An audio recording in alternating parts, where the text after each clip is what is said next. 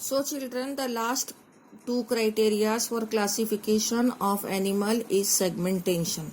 Segmentation means body can be divided into various fragments, and those fragments are again called as segments. I'll show you the example of segmented animal. See that this is tapeworm or Tania solium belongs to class Platyhelminthes, whose body is divided into various segments, and this is only called as segmentation. Okay, again one more example of segmented animal is here. Earthworm is also one of the example, but here the diagram of earthworm is not there. It is the diagram of Nereis, which belongs to the same class in which earthworm belongs to. Why I am again and again quoting earthworm? Because it is a very common animal which you have seen. So this is Nereis. It also belongs to the same class. In this class the earthworm is also there, and it is Hirudinaria, which is again called as leech. So you can see by focusing it that these are the segments, and here the segments are very much clear.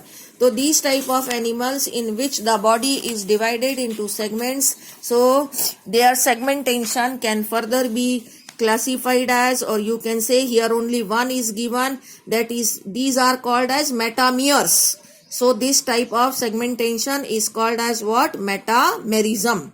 Metamerism. Now this metamerism is of two type. One metamerism is what called as non-metameric segmentation. In non-metameric segmentation, it is here given like in this Tania solium, the new segments are added from the anterior end, and at the posterior end the old segments are there. This is one character, and these segments are free from each other. They are fully independent segments are there. So this is type of segmentation is called as non-metameric segmentation. But in metameric segmentation, the segments are interdependent, number one, and they are added from the posterior end. So this is the difference of metameric and non-metameric segmentation.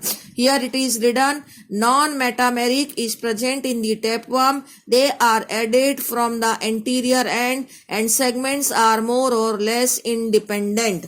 And in metameric segmentation, that in segments are added from the posterior end and they are interdependent. Okay, this is given in the segmentation. Now it comes the last criteria. Last criteria is notochord. Notochord word you have asked in the Zoom class also. Notochord is the most important criteria by which animals can be categorized as chordates and non-chordates. If notochord is present, then they are chordates, and if it is not present, then they are non-chordates animal. And it is derived from the mesoderm. It is a rod-like structure which is present in the chordates from the anterior end to the posterior end if they are true chordate, as it is given on page number 55. They have shown here notochord, and it is a notochord which is running from the anterior to the posterior end. If notochord is present, so sometime it persists as it is, or sometime it is replaced by the vertebral column.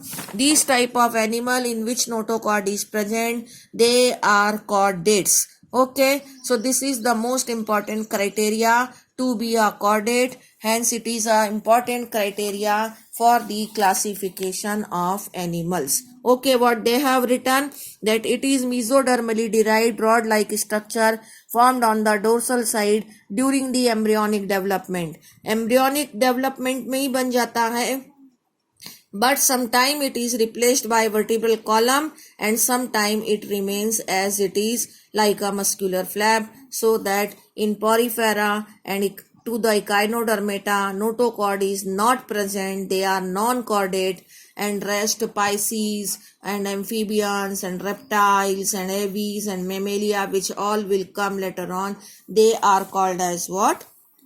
Chordates. This is all over for today's topic. Thank you.